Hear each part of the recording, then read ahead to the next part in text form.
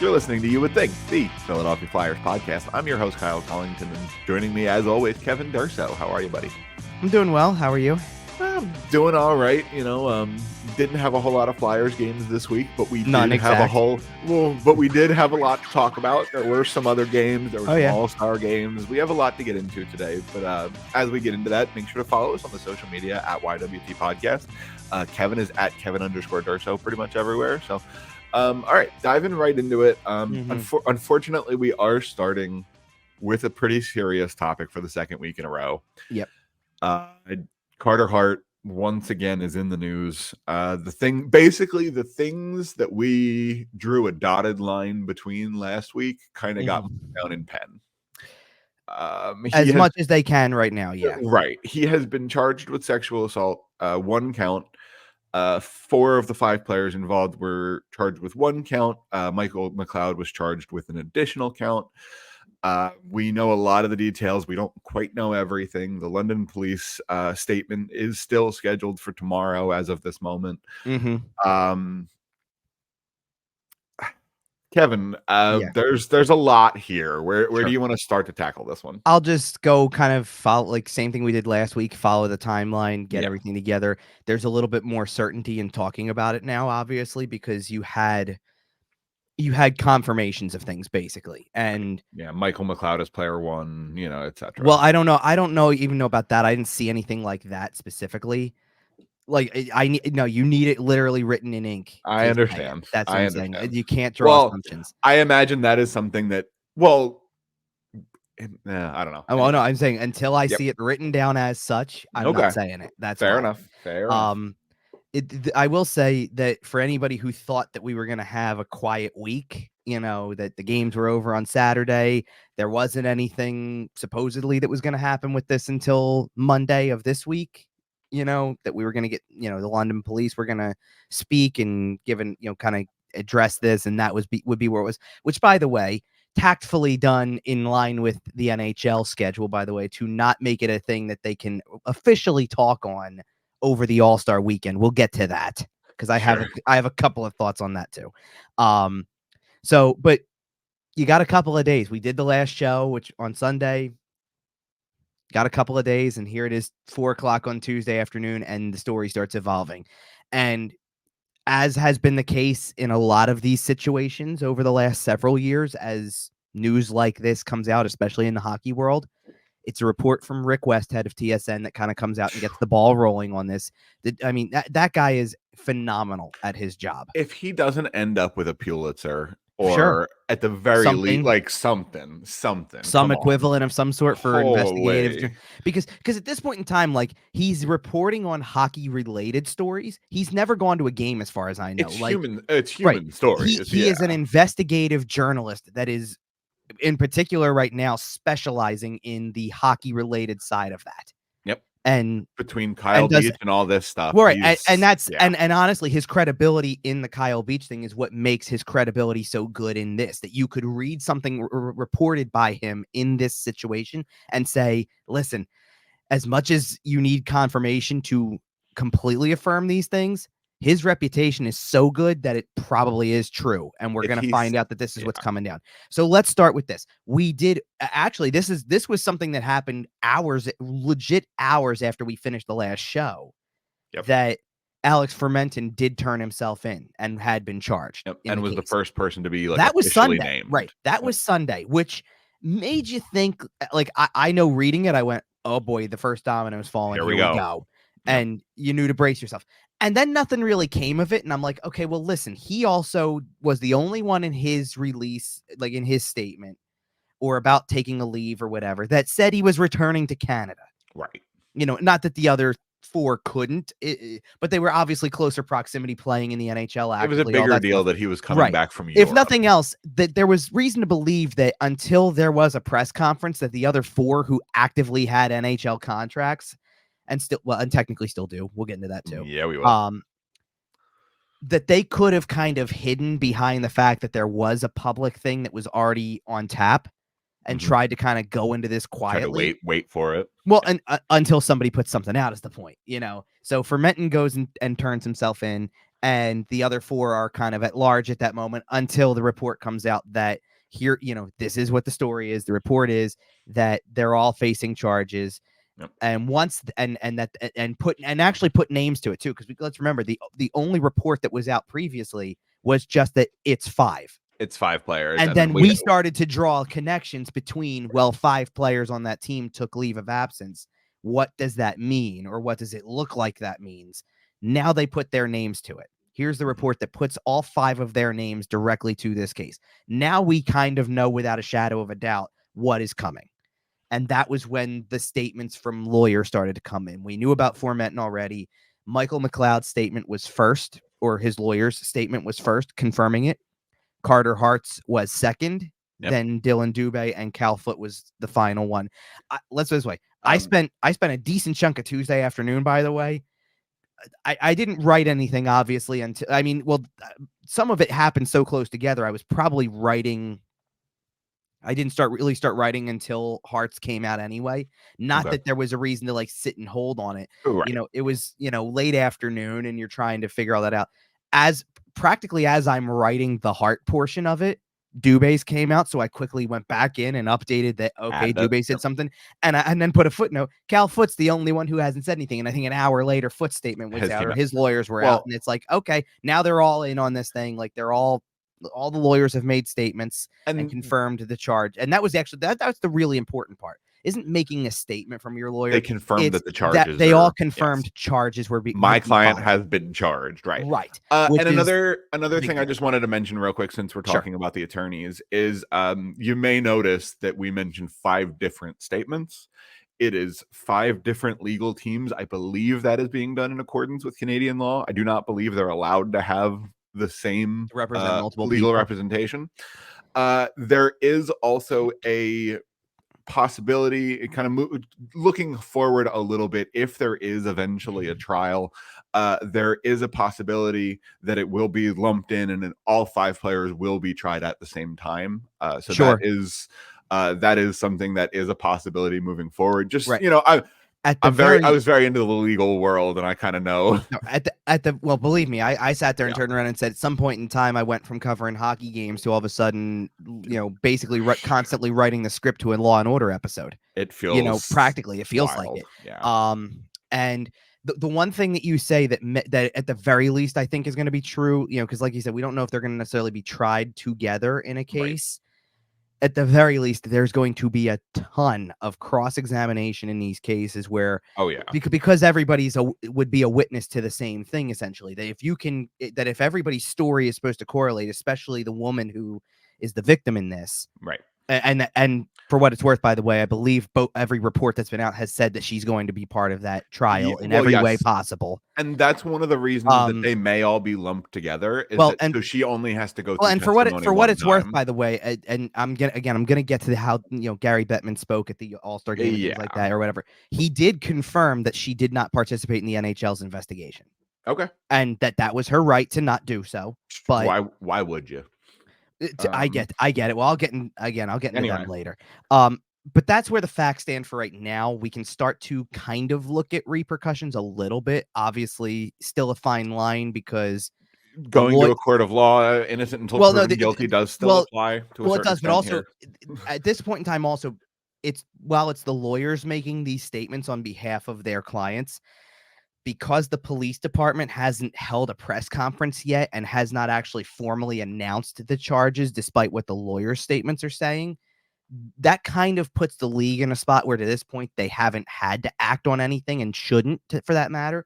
Because again, you haven't gotten an official statement yet beyond. Yes, I get it. Their lawyers are all saying they've been charged, but the police department really needs to step forward to kind of give this some more levity at this point and really give more grounds for something to happen. And even then, honestly, it didn't sound like much is going to happen right now because everything is pending trial anyway. Yeah. If nothing else, let's say the way this works also is everybody, with the exception of Alex Formenton, who was not actively on an NHL roster to begin with, each player is on paid leave of absence. Each player is considered non-roster. Carter Hart was officially moved to non-roster this week specifically, but they're considered non-roster. Once the charges are formally announced, that's maybe when you'll see some things happen. The league is going to at least probably have to put out a formal statement on it. But the league really has no grounds to do anything until charges are officially out there. And then everything falls kind of into the hands of the NHL, Gary Bettman, the Players Association. There's a lot of things to connect there too, because you're going to have two different sides going at each other. Just to clarify regarding player status, you said they're non-roster. You said they're getting paid. They are not taking up a roster spot, but their money does still count against the salary cap, correct? Correct. Yes. Okay. And obviously, Carter Hart, the one that's most relevant to this situation, is a restricted free agent at the end of the the year. And we'll talk about that. But that's part of where I wanted to go, because this kind of teeters into, because obviously Bettman got asked a lot of questions about. Well, Bettman came to that press conference with a prepared statement. Let's start there. He actually did come with a prepared statement to kind of address, which I'll give a little bit of credit for, because they could have just showed up and been like, "Hey guys, big All-Star game weekend, we're not talking whatever," about it. And had to wait until someone questioned on it, and then probably just hid behind no comment. They addressed it. At least it was addressed, right? Yeah. Well, I wouldn't go head on. I'd say sort of. At least he came prepared for that. As head on as Gary Bettman ever addresses anything ever. Oh, don't worry, I have some words to use regarding everything with that. Because there's really nothing the league can do in regards to Formenton, because he's not playing. You can very simply honestly, they could very simply, as an ex-NHL player at this given moment, they could say he's suspended indefinitely and then requires reinstatement, and that's the end of that. Right. Like, seriously, like he'd have to meet with Bettman to have anything in his career done. Obviously, that Bettman's going to turn that down, or should turn it down, as long as there is a pending charge against him. Of course. And then, okay, if something happens where the charges get dropped, there's a settlement, there's whatever happens with the trial, as long as he comes away not requiring jail time. Right. If he wants to try to meet with Bettman and get reinstated at that point, then sure, be my guest. But by that point, you got to go through the process nonetheless. Right. Like, you're going to still be out of the league for a while or whatever. The difference is the other four players have active contracts, and now I will say this, I do find it phenomenally interesting that, I guess by coincidence, or maybe not, depending on how you want to look at it, that all four players are in the exact same position, which is in the final year of their contracts, which means that that's a surprise in the slightest. Well, here's the reason why I'm surprised by it a little bit, because it's not like all of them were up and then signed 1-year deals because of what was going on. Like, it happens that Carter Hart's previous 3-year deal is in the final year of the contract as this all happens. Like, it didn't have to be that way. What if Carter Hart did sign long-term when that contract was up and signed for 5 years? 4 more years left. Right. And let's say he signed for 5 or 6 years instead of 3. And there's still 3 more years beyond this that he's on the books. That would be a totally different conversation. That's why at least the league and Bettman can look at this and basically say, listen, first of all, the likelihood that they're even like we already brought up, they may not even be allowed back in the country, let alone. And if you give the NHL the option to punt something down the road, they're going to. It's not even a matter of that they're like giving them the opportunity to punt something down the road, though, because what basically you're sitting here saying is that once the contracts are up, they're property of no one. Right. Every single one of them. The New Jersey Devils have 2 of these players. The Flyers have Hart, and Calgary's got Dubé. They could just as easily sit there when the contract ends and go non-qualified, and that's it. It's over, just like that. Like, and from a who do they belong to standpoint. Well, and given the fact that this trial, if there is a trial, if this does go the distance here, if there is a trial, it will take place in Ontario, and Ontario does not have a priority system for high-profile cases. So therefore, this case will sit in the queue, and there is a chance that we don't see a trial until 2026. That's right. But here's the thing: we can say that all we want to, but that, as far as I'm concerned, whatever happens with that happens according to their legal system. Sure. The object of the real priority at that given point is that these players are nowhere near an NHL arena. Correct. Because as long as it's pending, because that's the way that this should go. Sure. It's simply the way it should go.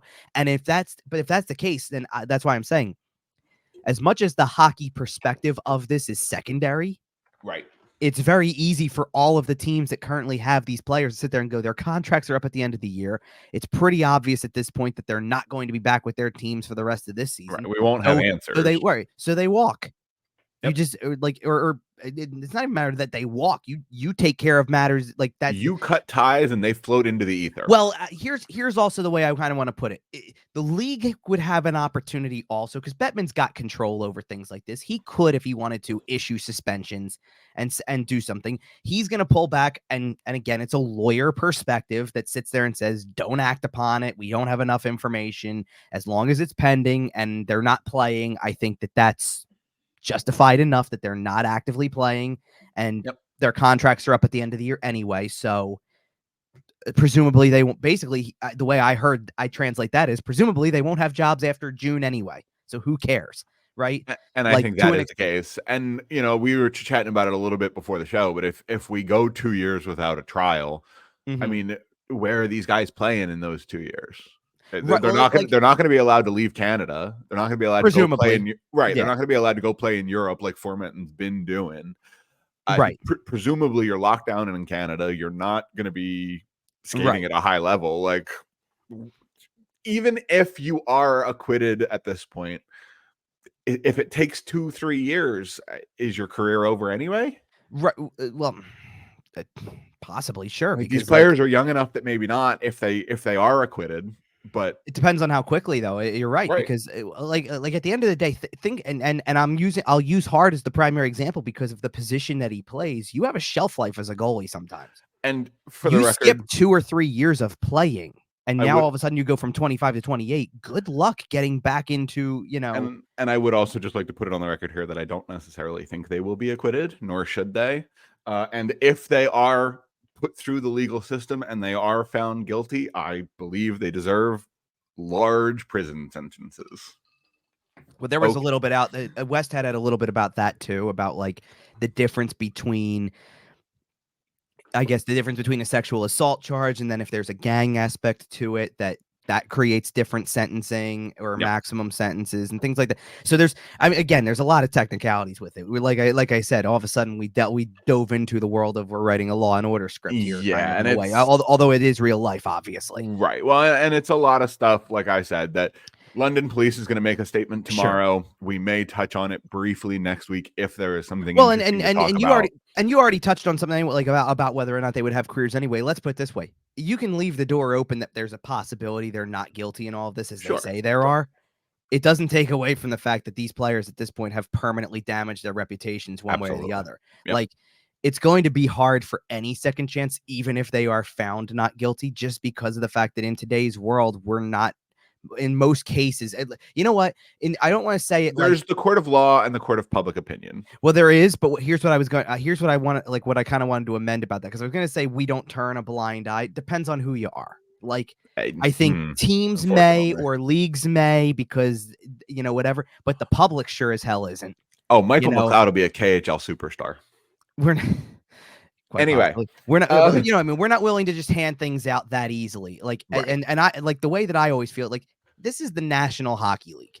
And just like any other major sports league, just like any prestigious job title that anyone could have in any field, it's a privilege to be a part of it. So when that privilege is abused in any way, it makes you consider how deserving the person even is to get another opportunity to be there.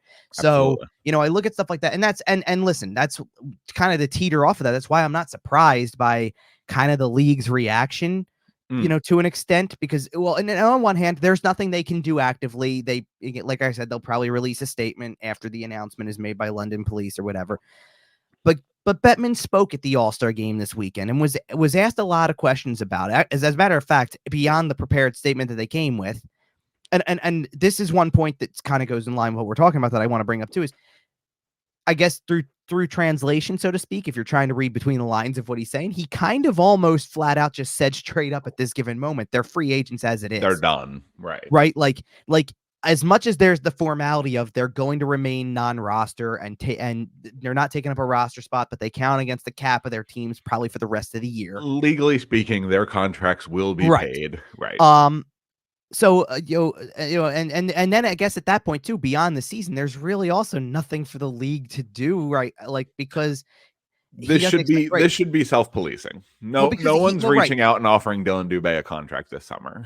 Or they shouldn't anyway. I imagine they won't be. Right. But and listen, while what he's saying is true, that yes, like you don't expect them to be active while this is ongoing and their contracts are up in basically a matter of months. So it essentially takes care of itself to an extent. They, again, while all of this is true, they always they take things that are rightfully so uncomfortable to begin with and make it more uncomfortable. Oh yeah. So the first 3 questions of the press conference or 3 or 4 were Robin Doolittle, who was the Globe and Mail reporter who had the initial story about 5 players that were supposed to be surrendering to London police, right? And probably has been side by side with Rick Westhead through a lot of these stories over the last couple of years. The fascinating part with stuff like that is that they're not even it's not even with the same outlets. That these are people who are digging and getting this information and doing it through separate outlets. Kind of the way, in the same way that a trade would happen and you go, well, Elliot Friedman had it first, but here's another detail that Saravalli's going to get. And oh, wait, Pierre LeBrun's got another little nugget about this thing too. That all equates to a total story, right?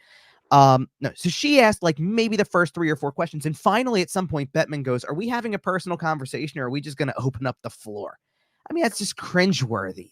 And there's other ways to say that. I understand, and I get where he's and I get it. Right. It's the All-Star game. You're not but at the same time, this is something that your league is facing. Sure, step up and answer the damn question. Sure. I absolutely agree. You knew it was coming. You had to know it was coming. And at the same time, it's not like it's something that's as simple as ask a question and there's no follow-up to it. There's multiple follow-ups. Right. And Bettman also said something along the lines of about how 99.9% of the people in the game are the type who conduct themselves properly or something to that effect. And this doesn't embody hockey culture. And you want to go, you wanted somebody That's to a go high up percentage. And, you wanted someone to go up there and shake some sense and go, hello, the Chicago Blackhawks ring a bell.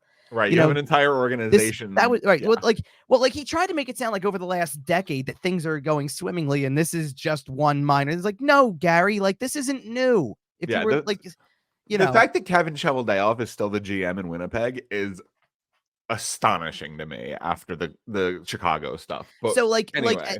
This is not the last time that I have the potential of saying the word cringeworthy during because there's a lot of pieces of that weekend in general that are, but yeah, we'll get to it. But whenever it's always things like this because the commissioners and Bettman just crossed over as I think the longest tenured commissioner in sports history, maybe, or something like that. Yeah, not NHL history, sports history. Yes, right, because he's been doing it at this point. He's been doing it for 32 years, I guess. It's been since '92, right?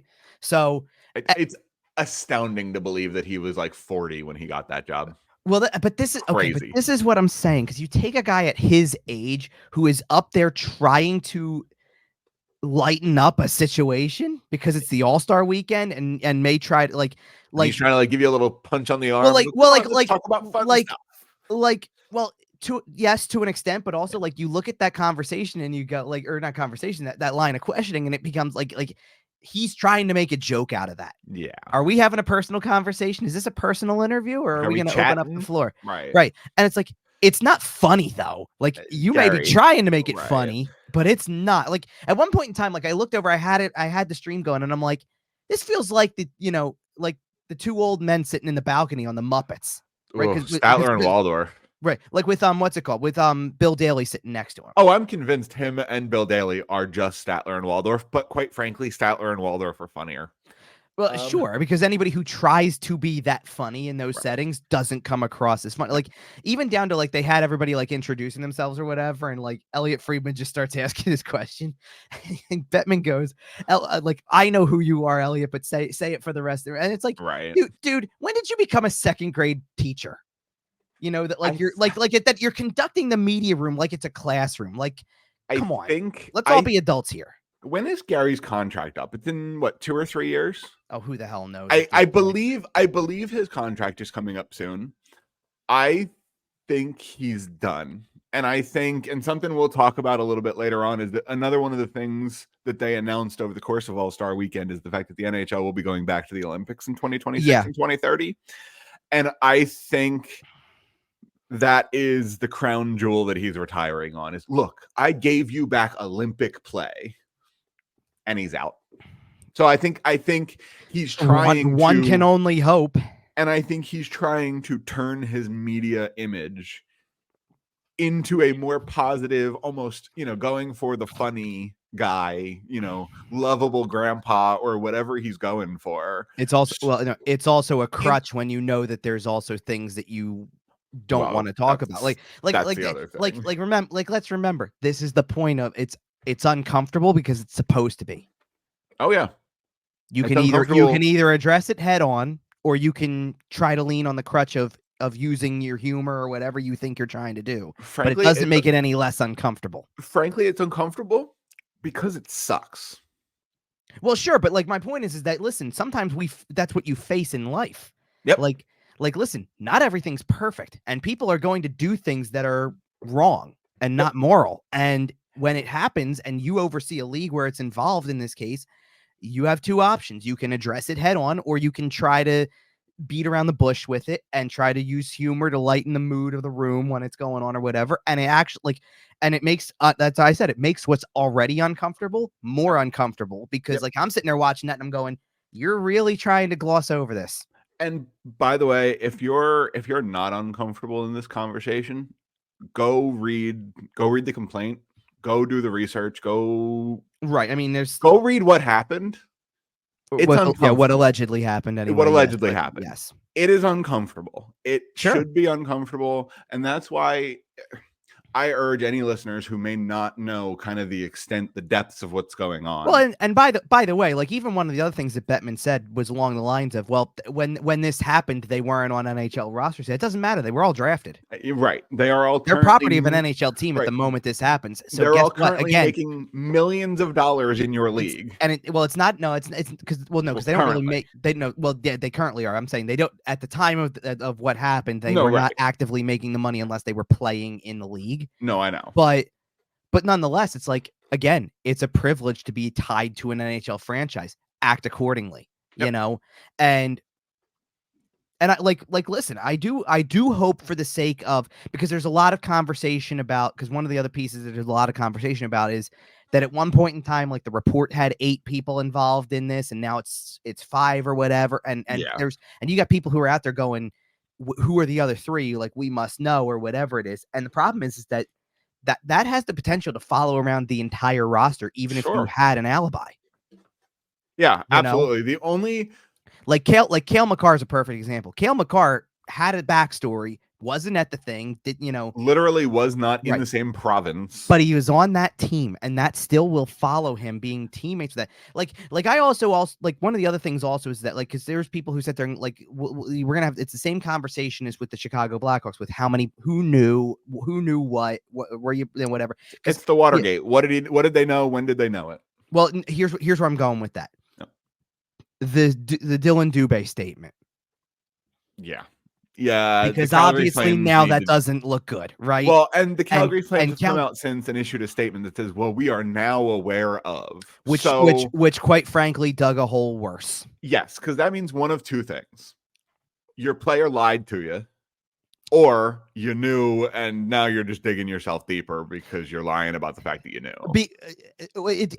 It wouldn't be that bad of a look for the organization if the player lied about it, because here's the truth of the matter. And I saw a lot of people saying this. If Dylan Dubé requested and was granted a leave of absence from the Calgary Flames and cited mental health as his reason, they can't ask any questions about it. It's a no question. If you're granted, it's a no questions asked thing. You need it for your mental health. Okay, fine. Whether he's telling the truth or not about that. Turns out it's the fact that they came back with the follow-up and said, we were not previously aware. You're kidding, right? What, we've been under a rock for the last 2 years? Headline: player charged with sexual assault might not be great person. Well, and beyond that, it has nothing to do with that. I'm saying, if the team's going to sit there and say, we were not previously aware, you were not aware that there were, was a roster full of players of which you had one that was at least subject to a possible trial. What rock were you all living under? Right. If you're a team in the NHL and you don't know that roster backward, every GM in the league should be able to list that roster backwards and forwards, and if they have any players on it. let's be realistic for a second. This is going to transition us out of this to more Flyers. Yeah, we are going to get into lighter topics here towards the second half. Well, I don't know if lighter might not be the right word, but slightly more less more hockey related topics, I guess, right? Slightly less dreadful. But let's here's the point. In hindsight, knowing what we know now about this, and that Carter Hart's got a charge at one charge of sexual assault, that he's been charged with this, and right. He's got lawyers making statements for him, and he's on a leave and all that stuff, right? Do you think that the Flyers didn't know that there was a possibility this was coming?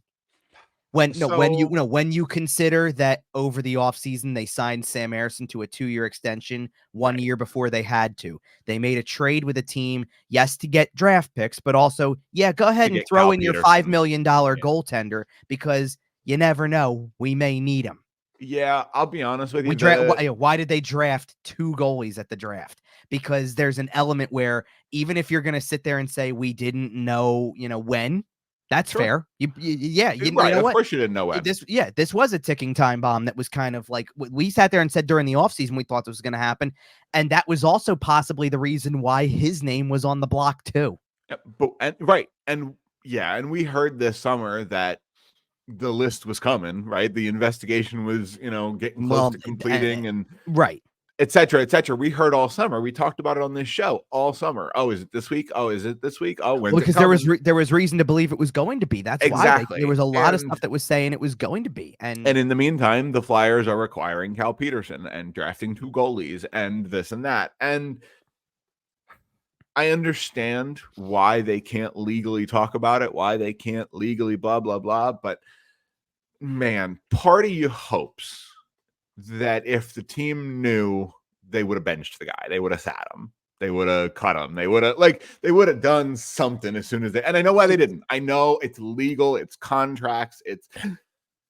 Well, they also can't until there's something out there either. Like, you're going to... Why not? Okay, but you're not contractually obligated to play him. You could, if you wanted, run Ersson Peterson all season. And I'm not, again, I know why they didn't. It's not, to me, it's not that simple. Like, it's just not, because... I don't know, man. On a human level, I don't find it that simple when there was nothing out there that actually put names to it. Because but just because there's nothing out there doesn't mean that they didn't know. Hold on. Because if it comes out that they knew, and I'm not saying for sure that they did, but I don't see any world where they don't know. At least have some inkling. Inkling maybe, but again, I don't think anybody knew as much to the extent that you're thinking, because even Bettman said that the league's investigation, they did not talk to any other the teams individually. They conducted that as a league thing, and nobody I'm talking about the police investigation more than anything. Yeah, but even then, I don't think that the police is going to be, again, you didn't have any what investigation to an extent. You're talking about an investigation that at one point in time was closed and then reopened. Yeah. And then reopened under severe public scrutiny. Regardless, though, then everybody's dropping the ball on it. You know what I mean? Like we're sitting here now putting, like, you're trying to put the focus on, well, what if the team knew? Why roll him out there? Well, then why close the case and then reopen it? I mean, to get justice in that case, like the reason there, rightfully so, but they still. But my point is that, so then why even go that far with it then? Because same thing. There was, there wasn't, as far as you knew, there wasn't grounds to do anything. So it's done. To me, it comes down to the fact that when Danny Briere knows it's a possibility enough that he has to sign Sam Ersson a year early, that he has to go acquire Cal Peterson. The Ersson one is not as like... I agree with that. He's just a good young player that they were probably going to attempt to lock up. I think they did that because they genuinely like him. The Peterson one was... Quite frankly, it's good for the team that they did that before the season started, because he would have made himself... He would have doubled his salary. Well, and beside the point, before we had like a possible, this is coming out thing, nope. Ersson got enough playing time that everybody knew that the team liked him. Yep. So I don't think it had anything to do with, this is potential. Like, I think they just wanted him around to be around. Yeah. The Peterson one was what set everything. Well, and here's the thing too. The Peterson thing set it off because it was they acquired a goalie. Why would they do that? And then also on the same day, you had people saying, well, there's a possibility that Carter Hart gets moved too. Right. Now, and as much as you can cite the investigation process as something here, there was also the belief that the team was a month out from the New Era press conference, and it was like, oh, they're going. They said rebuild, they meant it. They're trading the goalie. Yeah, but I wonder if the reason they didn't trade the goalie is because the goalie is damaged goods. Well, sure, because what I'm trying to get at is that right. You don't know to what extent is maybe is the point. It didn't matter to what extent, because you could have been a player who wasn't named in this thing, and I don't know that you were moving right away. That's fair. Because you're tied to it. It's still part of that's still part of it. Until people are explicitly clear. Right. Tough. Like my point is that as much as you could hear a bunch of things about how maybe Hart was involved in this or whatever, you didn't have anything that formally attached his name to it other than that he was on the team, which is probably what held everything up to begin with, regardless of whether, that's what I mean to the extent of people knowing too.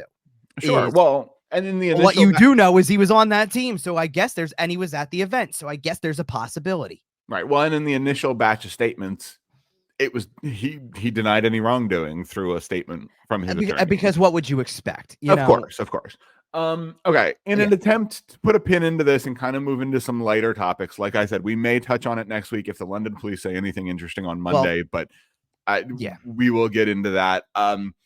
In an attempt to put a pin in this, I'm going to make a joke and say that it has been an awful year for jersey sales in the Philadelphia area, because there's a whole lot of Carter Hart jerseys at every game. For years, there was a whole lot of Ivan Provorov jerseys at every game. Ivan Provorov jerseys. That was okay. And this is one of the last that ended up working out well. This is one of the last things I want to mention about this, because this is one of the things that. I've already seen people flipping 79 jerseys. No, I know, but I'm saying this is one of the things that you feel really horrible about now that you know that there's a charge attached and there's a lawyer statement and all that. Is one of the hardest parts with this. And obviously, again, the main goal here is justice for the victim. Are you going to mention the jersey number? What's that? Are you going to mention the jersey number? No, it has nothing to do with the jersey number. It's not that. It's because that whole thing's kind of slimy now too. Oh, like what? The idea of that number? Well, and you heard the whole thing about why he has that number and the kid with the that part. Okay, so a little bit because obviously, aside from thinking about the victim in all of this and what she has to deal with and reliving this every time they need testimony or whatever, right? Like that in and of itself is horrific enough. Mm-hmm. Like I'm sitting there thinking about if with Carter Hart's alleged involvement in this, and now that a charge has been filed, like you sit there and you start thinking about like maybe more than any prospect recently, this was a guy that I think people got to know more about. You knew a lot about, like he was beloved. No, beyond that, it's just they highlighted his parents. You're thinking about like how do you think his parents feel finding this out? Or how much did they know? He brings up his billet all the time. Yep.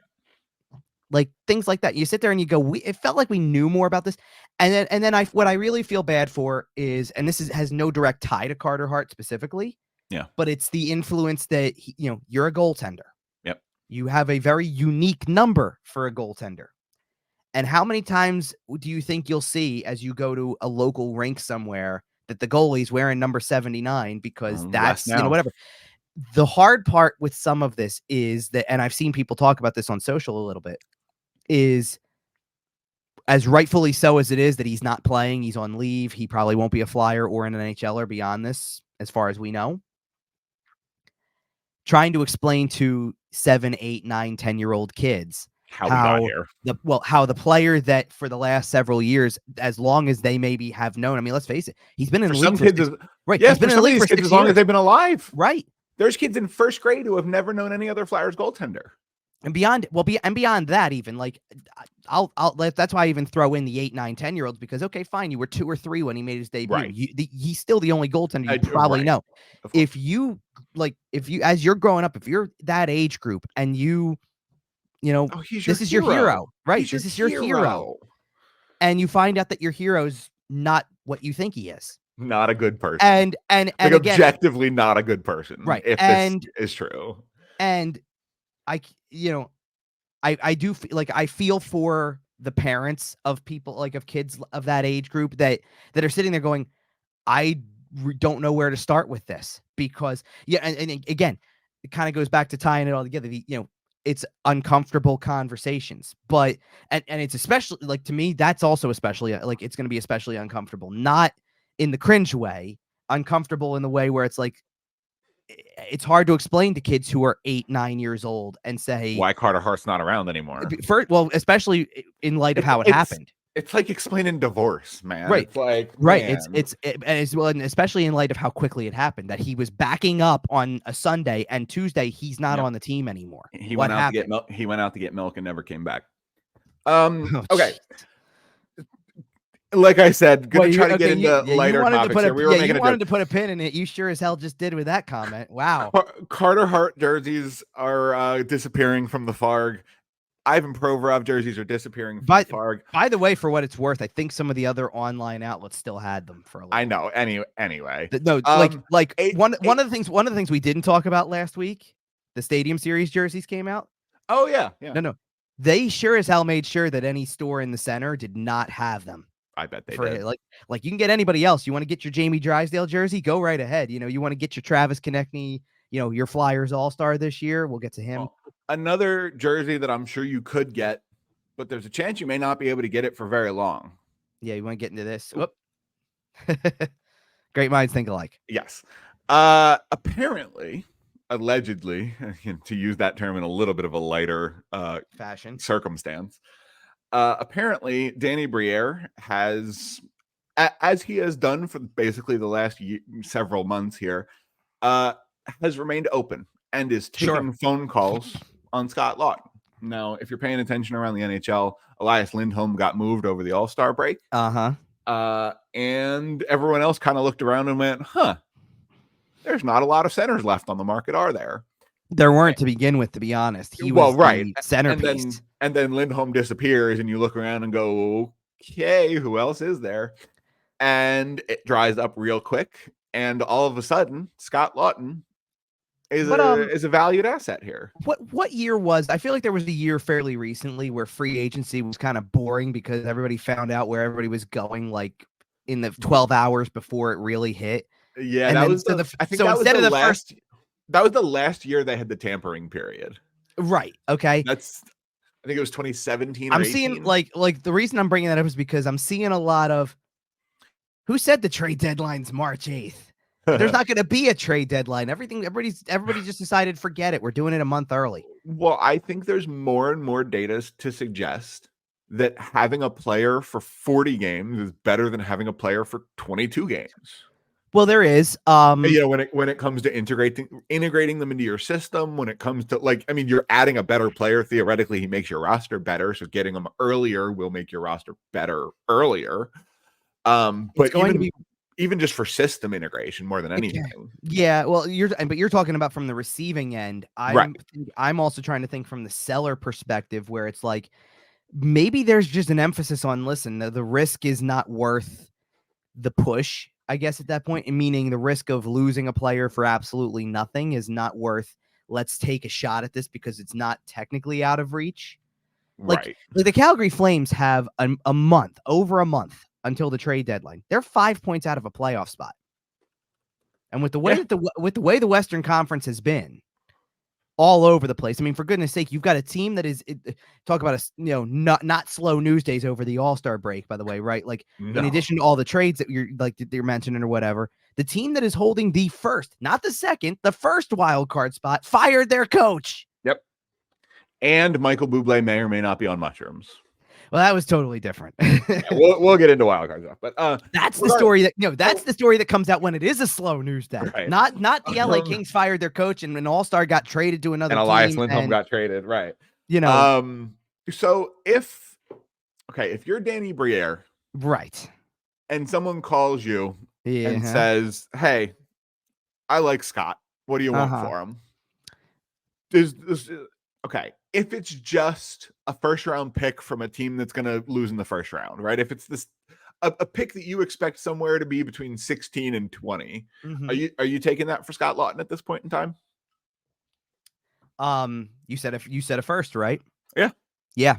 That's it. The bar is a first. If Colorado. If somebody's offering you a first round pick, especially this year, like that soon, for Scott Laughton, you're taking it. You should. Man, I feel like Colorado. I just said Colorado kind of off the cuff there. I feel like that makes a ton of sense. Holy. Sure it does. Holy. Imagine that penalty killing unit with Scott Laughton, Bowen Byram. This is such a worthy conversation because we've had a chance to sit for a week and process the last handful of games that the team has played and where they're at and all of that. It's an interesting conversation to have because you asked last week, where did optimistic Kevin go? Yeah. And I've had a lot of time to think about where they are right now. And I'm not trying to tell you that it's gone completely. It shouldn't be. Well, I've already said on multiple occasions, they've earned the chance to get this back on track, just like they did going into the new year when they lost a few games. They've earned that chance. Absolutely. But if they don't get this corrected and in a hurry, they're not going to be in the playoff picture for much longer because you can't expect for now other teams to keep losing. Well, because for now, the thing that's benefited them is that over the course of this 5-game losing streak, nobody in the Metro has been good. Yeah. And that's allowed them to survive in third place in the division. Like the only team I can think of that really came on as of late is Carolina was really turning it around at the right, like going into this break. Right. And as such, not only took over second place, but remember the Flyers at one point in time were 2 points out of first. Now Carolina they're 7. Is. Well, no, right. Carolina currently is, and the Flyers are 7 points behind the Rangers and 5 behind Carolina now.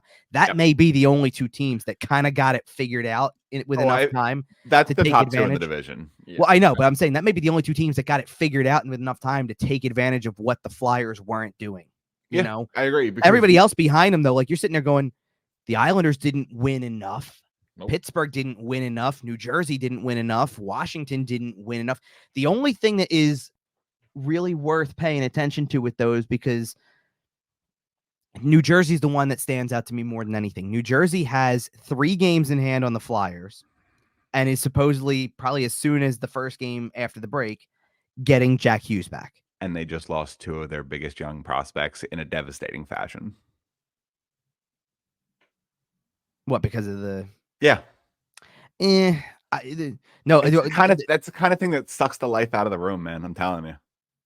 I think Jack Hughes coming back injects a whole lot more of it back in. Though.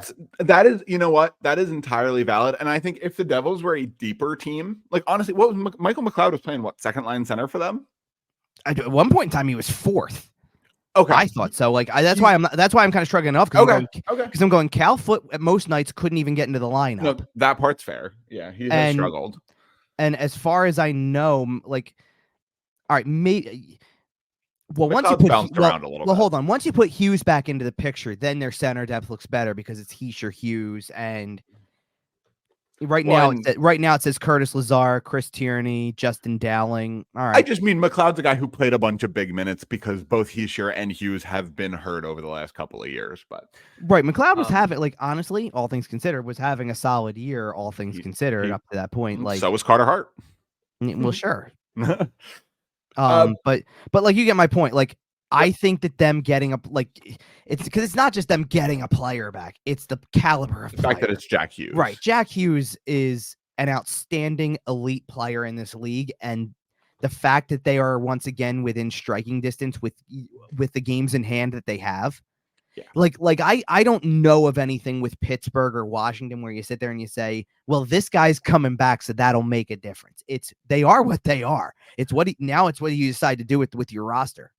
Sid's doing his best to will Pittsburgh into the playoffs, though. Sid is. I mean, Gensel is. Because Gensel's had a decent year. Like, yep. I can tell you what. But I just know Dubas is itching to trade Gensel. I just know it. He's itching to pull the plug on this and fire everybody into the sun. But here's the thing: they're a weird team too because they're 5 points out of a playoff spot also, and with a roster full of their guys that their GM does not have any sort of attachment to. With a roster that went out and added Erik Karlsson that other than him. Well, no. That added Erik Karlsson, thinking that would improve the team defense? I mean, the guy is he might as well be a forward.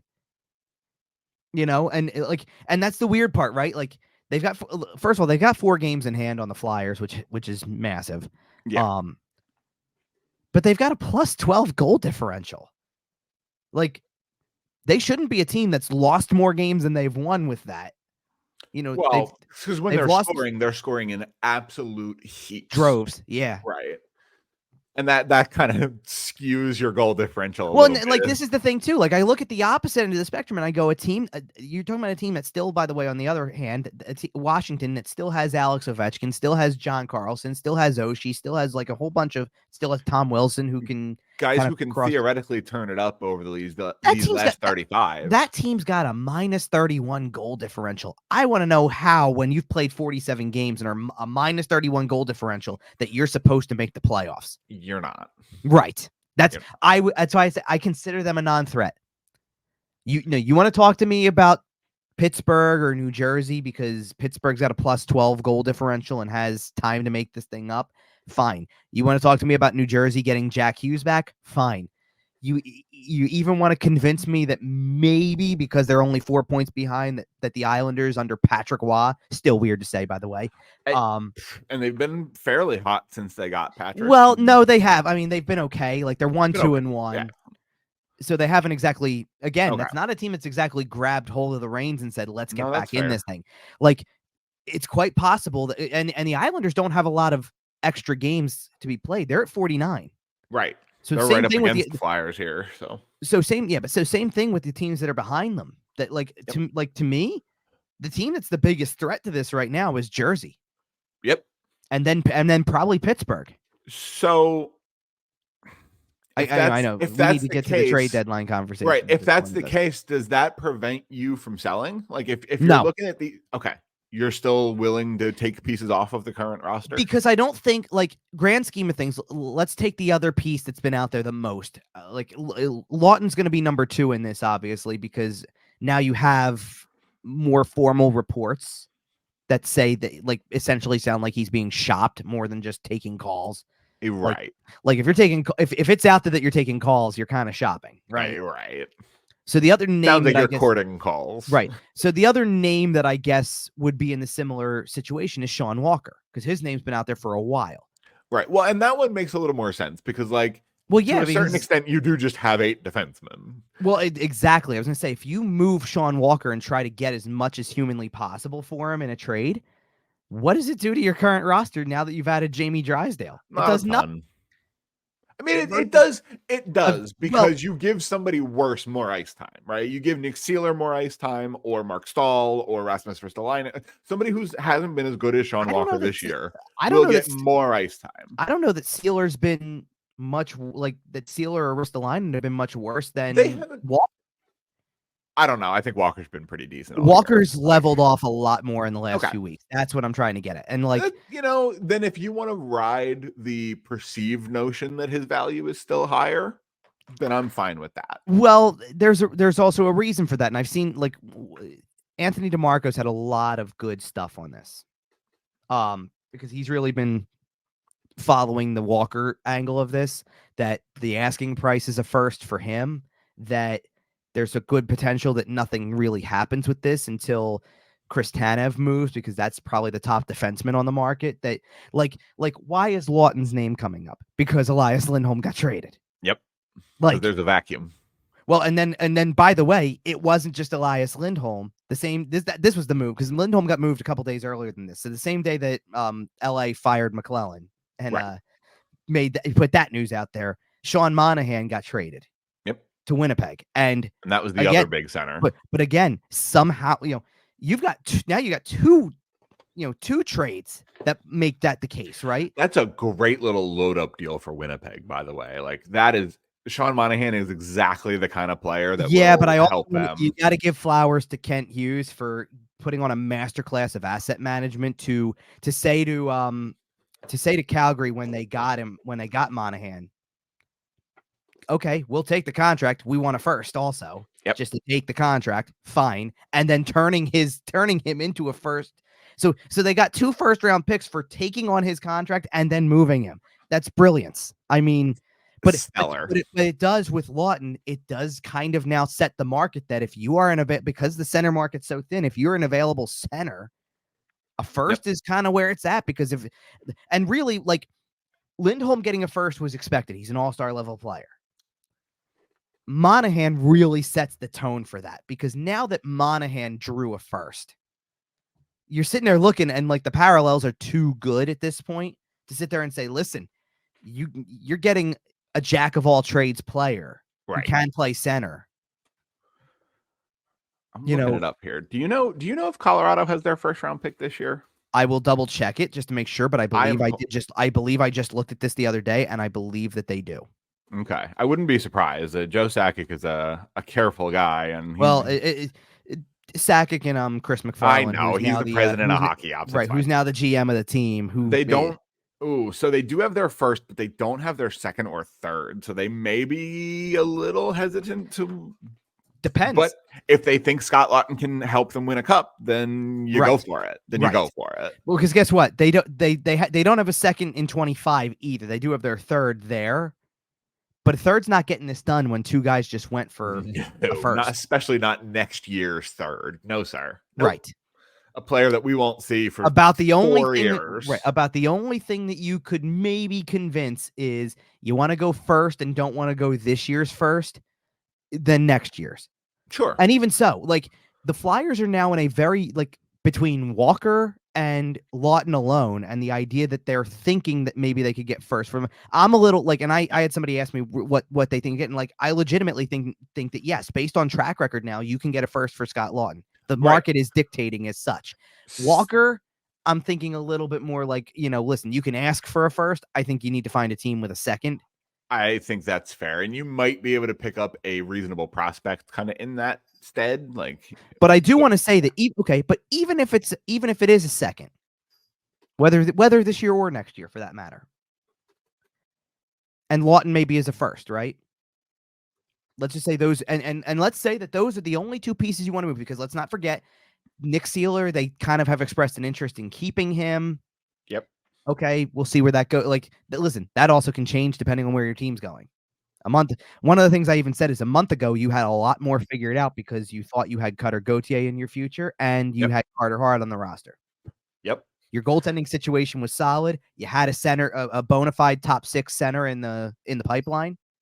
And both of those things are different. And both of those things are gone. And while you turned the potential top 6 forward prospect into active NHLer with top line potential, or top pairing potential, I mean, and the second round pick. Well, yeah, the second round pick is nice also, but it's not nothing. I think I'm trying to talk about from what, like, without having used the picks yet. Right. So you don't have a really good center prospect in the pipeline at this point. And now you need to figure out your goaltending again. Yep. Because Sam Erson's a good goalie, but he's not going to be, he shouldn't be starting 55, 60 games in the NHL. No, realistically, unless your name is Andrei Vasilevsky very few guys or Igor Shesterkin, you probably shouldn't be at all. Or Connor Hellebuck. You're right. But at the moment, they have 2 first rounders this year. They have, here's how I'm going to color this. They have 1 second rounder. That's the compensatory pick that they get for the Jay O'Brien. For the Jay O'Brien thing. Yeah. They have a conditional second rounder for this year. That's Columbus's, but let's face it, with where Columbus is, it's going to be a high second rounder. That's probably going to kick it the next year. Right. So let's call it 1 second rounder this year and 2 first rounders. And next year they have their first round pick currently. And what would become, assuming Columbus kicks the can down the road on that one, 3 second rounders. Now imagine that you get and that's what, this is why I think also with Laughton, if someone's willing to offer you a first, whether this year or next year, you take it. You're either going to get yourself a 3rd first round pick this year or a 2nd next year and give yourself multiple opportunities in the first round, one way or the other. Okay. If Sean Walker is a 2nd rounder this year, I'm very satisfied because I'm assuming I don't have a second rounder right now. Okay. So I would then be coming to the table with 4 picks in the first 2 rounds this year and potentially 5 in the first 2 rounds the next year. And this is before, like right now, we're just talking Laughton and Walker. Their names are now out there. I think it's safe to say at minimum that they'll sell a little bit, and that's, and those names are like reasonable, right? Well, I do think there's a chance that if they come out of this break and stabilize, I think there's a chance they decide to keep Laughton. If they win 8 out of the first 11, I think there's a chance they keep Scott Laughton. Here's where I'm at with that. Well, I'll get to where I'm at with him, but it's very practical to say if you sell those two players and are still in the race, you still maybe have enough left to take a shot at it. Yeah, but I just mean for the room. I just mean for the room more than anything. No, I know what you're saying. I know what you're saying. Scott Laughton is the only guy John Tortorella has given a letter to. Oh, I know. I'm not trying to take away from the significance of that. What I'm trying to say is that I know where you're coming from. That if they're still winning and if they're still in the playoff position, it's hard to give up on the guys. Well, it's hard to, but I think you could still sell modestly with those two players, let's say, and still not take yourself out of play. I'm not going to fight you on Walker, but I don't know, man. I think Laughton is a lot. I just think that when you're hearing things like this, especially with the fact that the market's thin, I'm not saying they're not going to do it. Well, here's what it is too for me. I guess they're shopping him as a center because the center market's thin. He's not even playing center on this team, right? And so what are you really losing? Played a whole lot of center recently. Right. So what are you losing at this point? Oh, but all right. But let's just consider. You're playing the other card. You're playing the what if they win 8 out of 11 coming back, right? And if they lose 8 out of 11, then I think so I'm going to give you the other way, which is that they continue to fall in the standings, and it starts to look like the best move is that it's best to move more than just the two players that we're hearing about the most. Like again, Nick Seeler.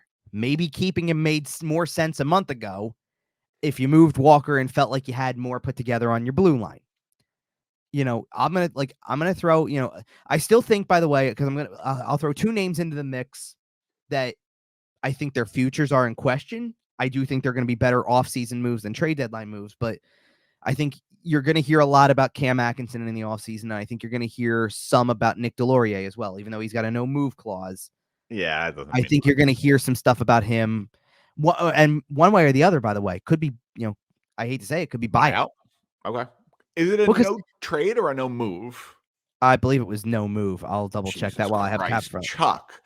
Well, all right. Hold on, modified, so it's not impossible. Okay, is it a modified no trade? Yes. Oh, so they can buy him out if they want. Okay, no problem. Okay, I thought it was a no move, and they couldn't. Or they couldn't waive. No, modified no trade. Yeah, no. Okay. The only player.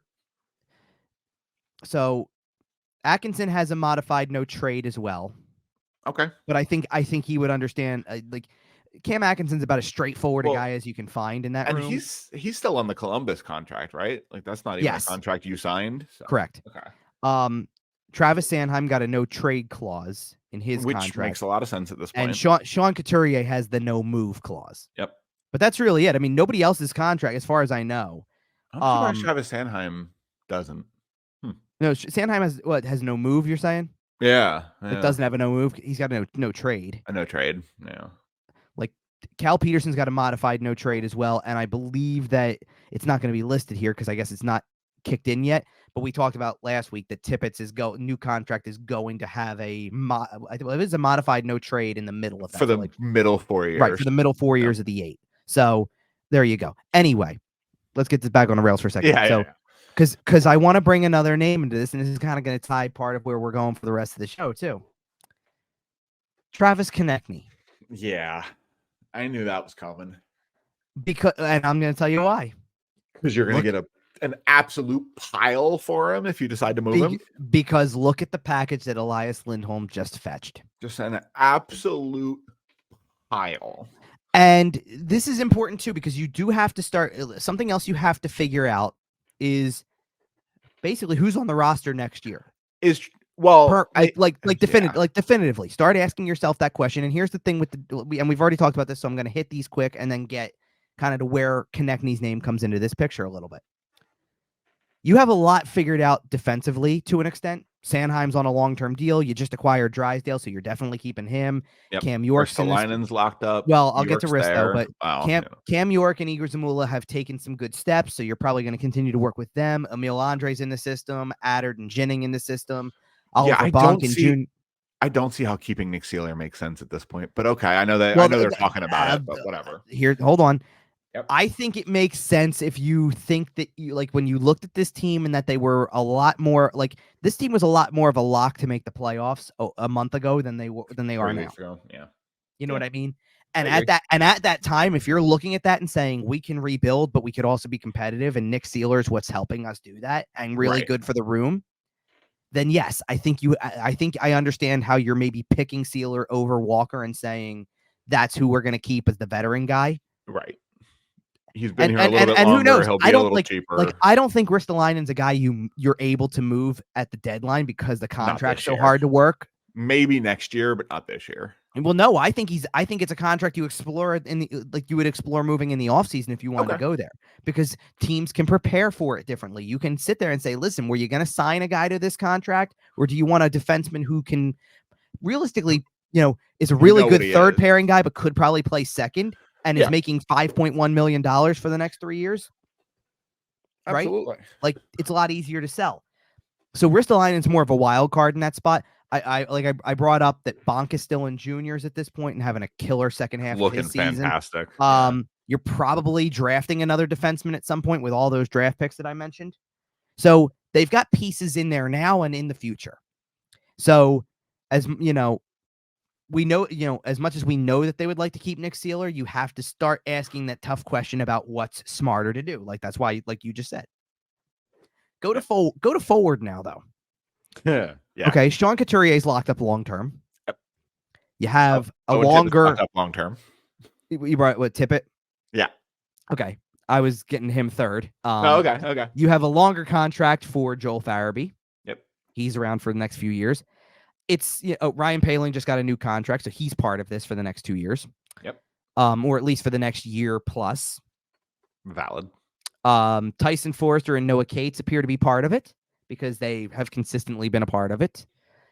Perhaps if things are saved for Morgan Frost and his relationship with John Tortorella, maybe he's part of it. Yeah, I don't. But there's not exactly convincing evidence there. Yeah, I don't think you can write that one down in pen. No, I'm penciling it in because I think some things have taken steps, but I think it's gotten better. Honestly, I think Morgan Frost yelling at him kind of helped. Well, hang on a minute here. Here's the reason. Again, the reason why I'm saying there's not convincing evidence either is because on one hand, you're thin at center and the center market's thin, and I don't think you want to get thinner at center. Like I think it makes more sense to say trade Scott Laughton, who you're not using as a center, that somebody else is going to consider a center, and maybe hand you a first round pick for him. Absolutely. I don't know that that's how people are going to feel about Frost. Okay. And that's why I'm saying pull back on that one for a second. But really, in mentioning those names, that's really only 6 guys I feel confident in mentioning in the here and now. And none of the younger guys in that picture, other than Frost, who I don't actually think I considered it. Yeah, I didn't really consider even in it. I went Couturier, Farabee, Tippett, Poehling, Forrester, Cates. None of the 6 that's younger is a center. Like, Couturier is a center, but he's not younger anymore. Poehling is, but let's be real about what Poehling's role is. So none of them are that middle 6 or top 6 center. You thought you had an answer in Cutter Gauthier. Now you don't. Right. Okay, go to goalie. There's another position where you were starting to feel comfortable. Carter Hart, Sam Harrison, nice rotation. They play off each other well. Good balance. You got some good young prospects that you're kind of excited about long term. Right. Well, now that's gone.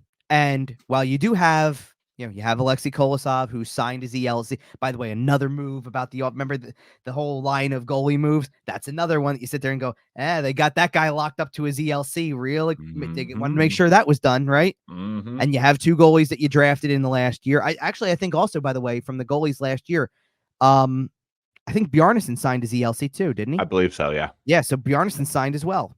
Yep. So 2 of them are signed. A lot of urgency around the goalie position for a team with a 25 and a 23-year-old. Well, I don't know. I think you're not. I don't think you were as much as you signed him like you were. I don't think you like. Let's be real about what 1.5 million represents for Sam Harrison. It's right. We like you. No, but we like you a lot, but we're not convinced yet. Valid. Not completely. I think again, he's shown signs he can be a starter. Can he be a franchise? That remains to be seen. Okay. This is, if nothing else, this is where you find that information out. You're probably not wrong. Yeah, because as long as you're in the playoff race, he's going to start a lot right. I mean, of games. Truthfully, if they find a way to, considering where they're at and how they've lost a little bit and all that stuff like that, they make the playoffs this year with him as the number one guy. You start to feel a lot more comfortable about that answer. You start to vote him for the Hart Trophy. Trophy. That's for sure. But I don't go that far. But the bottom line is the outlook has changed a lot in the last few weeks. And to me, this is where we find out just how much power Danny Briere and Keith Jones have in this. And if this is their show and they are the ones calling the shots, and everything that they've been telling you to this point is stay the course ahead, stay on the course, despite the fact that you've had some unexpected success, then it may be best to be sellers and open for business and not get caught up in the standings. I likened them to the Washington Capitals last year, and the Capitals were different. They're still playing, squeeze every last ounce out of Alex Ovechkin and the core that's there. I get it. Yep. But they also had the foresight that despite the fact that they were within 3 points of a playoff spot with 8 days to go until the trade deadline, we're just going to go ahead and ship out the best defenseman probably the best defenseman that was on the market. Right. We're just going to set the market now and just go.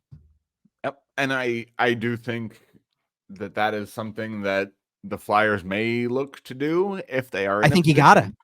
Yeah, but I don't know to what extent. We'll see. I don't know if Danny Briere is willing to give them some leash.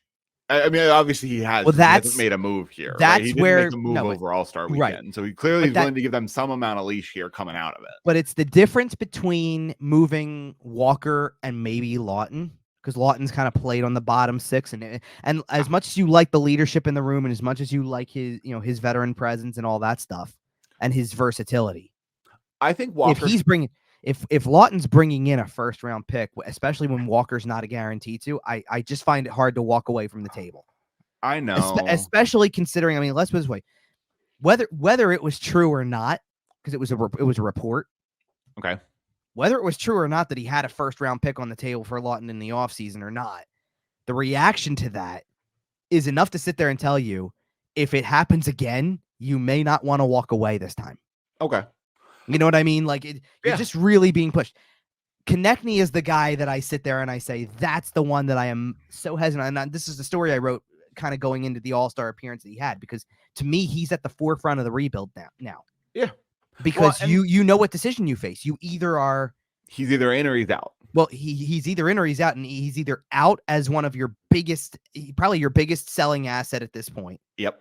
That he's an all-star forward who's got 30, consistently 30 goal potential, 60 to 70 point potential. Has shown flashes of the potential to do more. Has become more of a leader, is a gritty guy, is a edgy player, all of those qualities. By the way, gaining some reputation as one of the better chirper kind of disturbers in the league. I was going to go a different direction. Is gaining a reputation now as a guy who plays in all situations. This is a guy who didn't kill penalties until John Tortorella was here. That too. Now he's a shorthanded specialist practically. Oh, John Tortorella has made Travis Konechny so much money on his next contract. You're not kidding about that. Holy. And that's also what's looming, right? Is that big next contract? As of July, you can sign him. Yep. Because you're within a year of the. And I think you almost have to, just given what he's done over the last couple of years. Like, you got to sign him early, because what if he comes out and scores 40 next year? But that's what I'm saying. It's either you're selling this last year at minimum the last year, maybe and change, right, or you are re-signing him and he's part of the core. Yep. And again, the difference a month makes. A month ago, I'm telling you without hesitation, he's a Flyer for a long time. Yep. Because he's in this picture. Now I sit there and I go, you don't have a center prospect to build around. You may not, honestly, you may not have a number one defenseman to build around. You may have acquired a top pairing defenseman, but you may not have a number one. I think you have two number two defensemen. Possibly, but you would like that number one. Of course. And okay. And you may not have a franchise goalie. Yep. Right. And this is something that, like I said, it looks at this point, Danny Briere hasn't made a move yet. It looks like he's going to give the team a little bit of a leash to to see where it plays out. And if they win 3 of the first 4, maybe, these conversations change. Right. Well, but there's also my point is there's giving them the leash to get back on track in the playoff race, and there's also shooting for the playoffs in year one of a public rebuild when you just found out that literally in the last month, number 1 goalie's gone, and the top prospect center that everybody thought was going to solve a chunk of problems is gone too. Yep. Changes the whole picture. Yep. All-Star weekend. Yes, I was going to say, we are on our way out of here. We're up against a little bit of a time crunch here, so we're going to breeze through All-Star Weekend real quick. Okay. Oh, there's not much to talk about. Which part do you want to talk about? I'm going to talk you through the events, and you just hit me with a cool or lame, and then at the end, we can circle back and talk about whatever you want to talk about. Okay. There's not much because I didn't pay super close attention to it, obviously. The jerseys, cool or lame? Lame. Terrible. Oh, disagree, but we'll talk about that. The player draft. Okay. Cool or lame? We'll come back to it. Cool or lame? No. It's a 50-50 answer because I had the answer right away. It's a 50-50 answer. Here's the thing. The draft concept is very cool. I think it's outstanding to do that and mix players up and get combinations you don't normally have. It's so super scripted feels so super scripted that it's cringy. I guess the celebrity captains being there is cringy. The players trying to act like they don't know where they're going with their picks is cringy. Like, just stop. You heard the mic'd up audio of Nathan McKinnon telling everybody else that Sid was off limits? Sure. Hilarious. Okay. Okay. So the All-Star or the skills competition. Cool or lame? I liked it a lot better as an individual thing. Yeah. I agree. I'm gonna go cool. I mean, it sucks when you have players that your team, like that are representing your team that may not participate. I get that. I don't care. But to put money on the line and then say, let McDavid and Pasternak and Matthew the fact that Matthews got himself back into that thing and made it a competition again. Even though it seemed like McDavid seemed like the obvious guy to win something like this,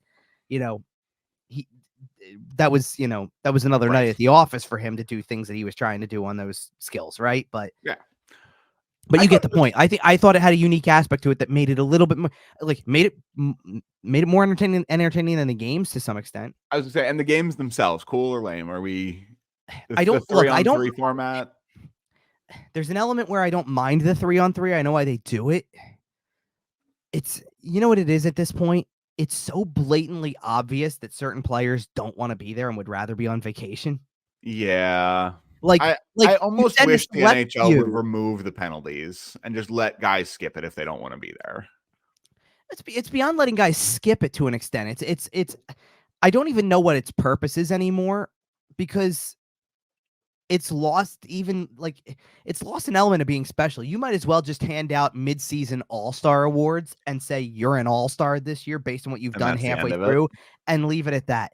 Because it's not even something that's that generates excitement anymore. That's fair. Yeah, I don't think we really have time for a breakdown of the All-Star format right now. But no. It's not even on the format. It's like I saw something that was brought up. I believe the commentary was really done by Frank Saravalli of Daily Faceoff about how Sidney Crosby didn't even go was skating on an outdoor rink in Montana somewhere during the player draft on Thursday and wasn't at the player draft because they don't care. Yeah, you know what I mean. And it's like, if that's okay, then what are we doing here?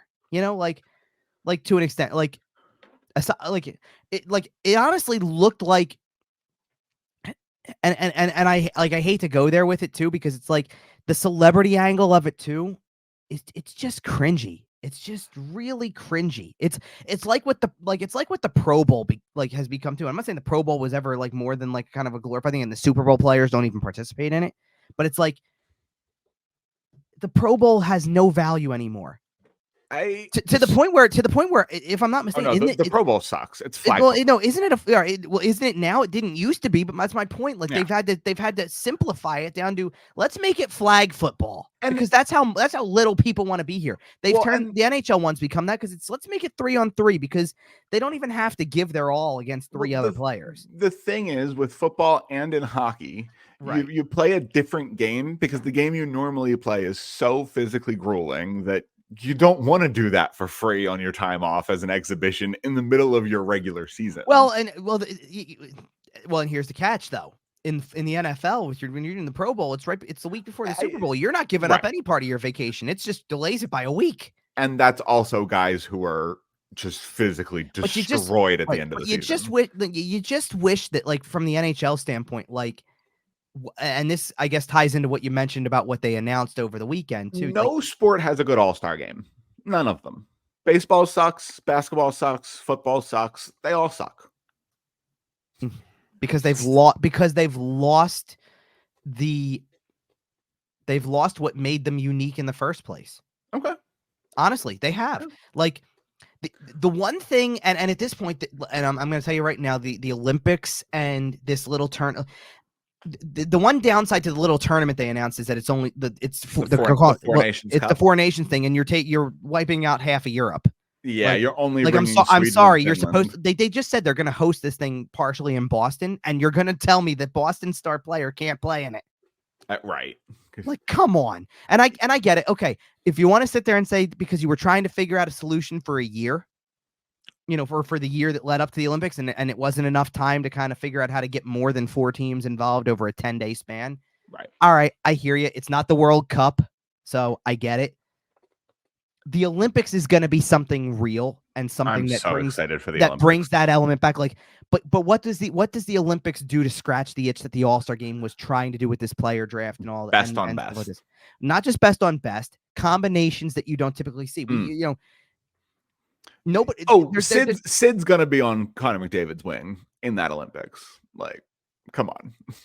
I would even. Well, no, I would have. Sid will be on Nate's wing, I'm sure. Bingo, and that's the thing. It's the All-Star game in an East-West format where you give everybody a chance to play it like a legitimate game like it used to be, is still not creating the... I don't know, man. You had Sid, Nate, McCarr on the ice at the same time. And no. I'm going back to your combination. No. I went back to the traditional East-West 320-minute periods thing. Yeah. No player draft. It's World not versus North America is the superior it's format. Not creating that unique aspect of, what if Sid got to play with Nate? Because they're from the same hometown. That doesn't exist like that right now. Like, in that sense, it would only exist in the player draft. And that's why even back in the day, the World versus North America format was way better than East West. And even then, it's the All-Star game is too casual of a best on best. I agree. You've got to put something substantial around it, and a gold medal in the Olympics is going to do that. I was going to say the All-Star format is impossible. It's been tried before. Baseball tried it with home field in the World Series. Putting stakes on your All-Star game does not work. The only downside to what's happening with the All-Star game is that when you consider what's happening to the draft, also, you're running out of kind of ways to incorporate growing the game fan-wise with a gathering point for things like we've talked about the conversation with the draft, how it's going to be in Vegas this year, and then after that it's probably going remote. Right. That's going to suck for the league. Yeah. Sorry. Whether your GMs and your team and all your teams are saying it's easier to do this from their headquarters, I'm sure it is. It takes away from an element where you get to bring hockey fans together to one location because everybody's there versus let's just do everything at home.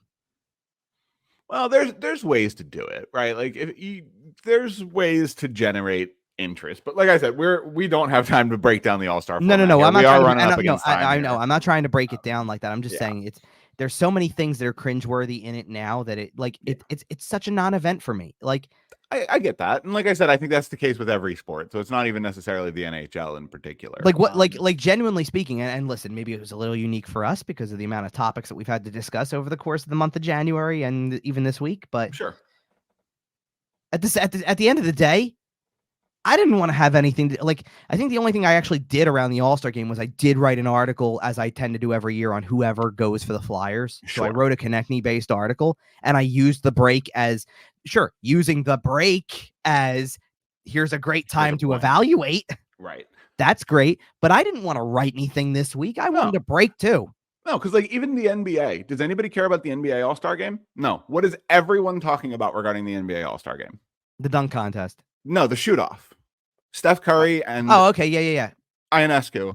Okay, they're going to go head to head. That's going to be great. I didn't mean this year specifically, but that gets more buzz than the game itself does. Absolutely, always. But I just mean this year in particular. Like the buzz has nothing to do with the game. No, and I think there was a little bit of that in the NHL too. Yeah. Like, okay. You like specialize the skills competition to individuals. You just put a little bit more emphasis back on that, just like the NBA does. And one of the reasons I think that the All-Star game loses a little luster is that the games don't count.